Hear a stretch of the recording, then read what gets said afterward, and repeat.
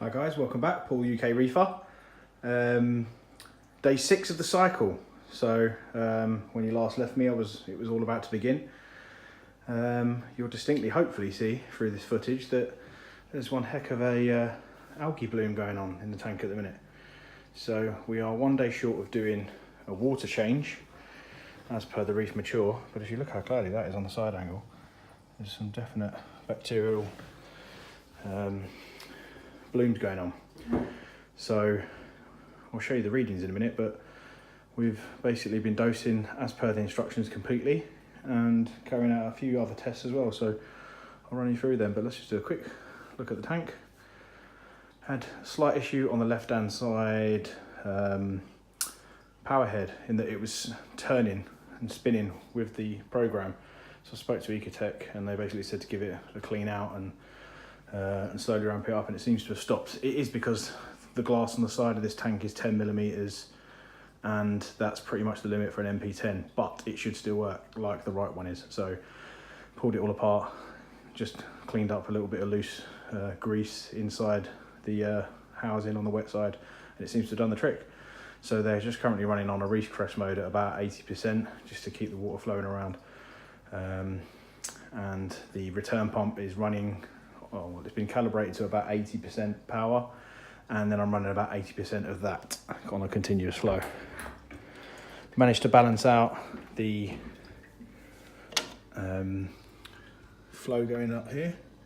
So it's a tiny bit shallow. It's just tiny little, it should be closer to that emergency vent on the left hand side, but it's pretty silent on the top, so I can't moan. The only noise I'm getting is a slight trickle out of the side of the socks down here.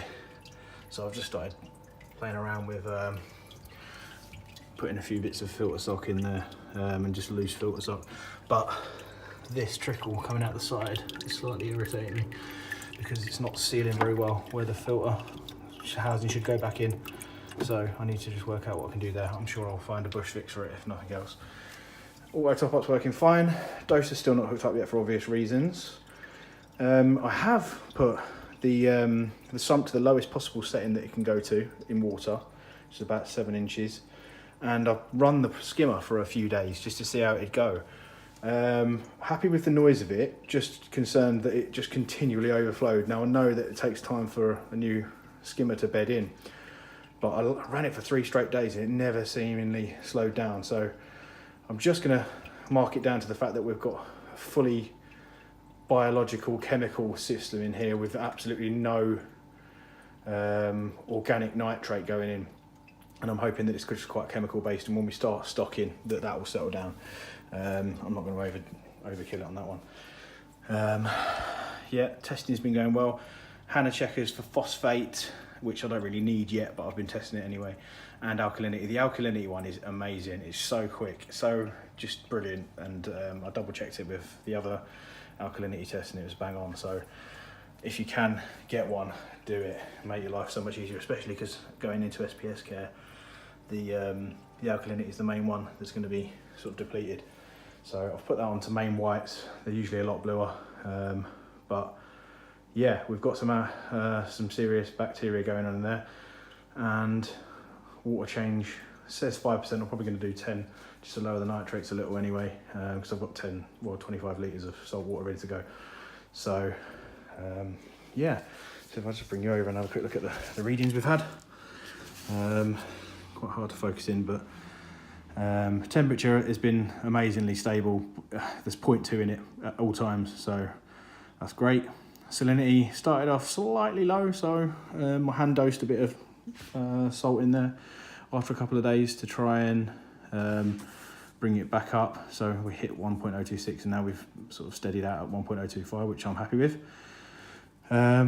If we go through alkalinity, we started high because of the Red Sea Coral Pro.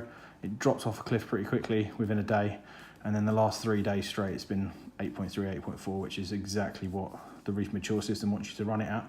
I've not need to dose any at all, even though there is one in there. The pH has been rock solid as well. This is morning testing, so it might raise to 8.4 during the day.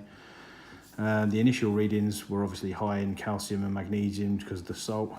Quite high in phosphate initially as well, which is a strange one. But then I wasn't using the ultra low checker at that point. Since checking in the last day or so with the Hannah, we're down at 0.02, and the day before it was 0.06, but I haven't wrote it in. So phosphate's nice and low, which should be really, because we're not really introducing anything, and we've got Aqua Roach rock, so it shouldn't be leaching anything into the water. So the key ones for the cycle: ammonia. Started reach mature on this first day. By the second day, there was 1 part per million, and a beginning of some nitrite at 0.05. And nitrate, weirdly, straight in at 15, and has stayed that way for 5 days straight. So that's exactly what the brochure says I should be on, but I found it weird that we had nitrate so quickly. But then I suppose we are dosing denitrifying bacteria straight in as well, so perhaps that was just because we're putting bacteria in to boost it really quickly.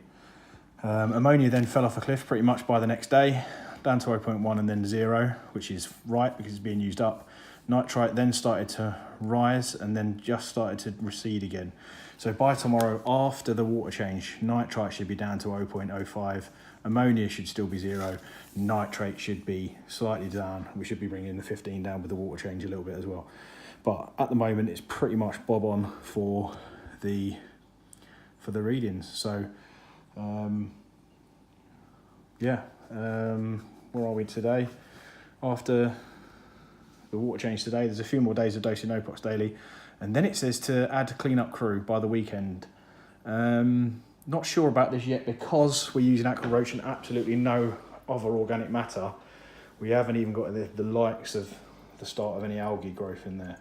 So unless the lights, which I'm running 10 hours a day on full AB plus high intensity, sort of 85%, start greening up that rock, I'm not sure there's much for cleanup crew to do. I'm obviously expecting the moment we put some fish in there for the diatoms and other algae to start. There's some slight colour change in the Aqua Roach, but hardly anything at all. So yeah, I'm hoping the next few days we'll start getting some horrible looking stuff, because the horrible looking stuff means that the nice stuff is on the way.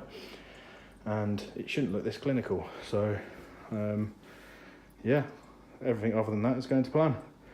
I have got a Senai monitor to check par levels, so my plan was to start checking par levels to try and work out at the current state. I'm hoping to get around 350 or 320 right at the top here, down to sort of maybe 280, 250, 200, 150 and maybe 80, something like that down there. That would be ideal. Don't know if I'm ever going to be able to achieve that, how it's going to work, but the idea of getting the par meter, and to be fair, I've got the wireless version as well, so I might as well chuck it in the tank because I've got it, which will keep an eye on temperature, pH and water level, and also what will it do? Temperature, pH, water level, and I'm trying to remember the other thing. Anyway, they're useful because, the main one, ammonia.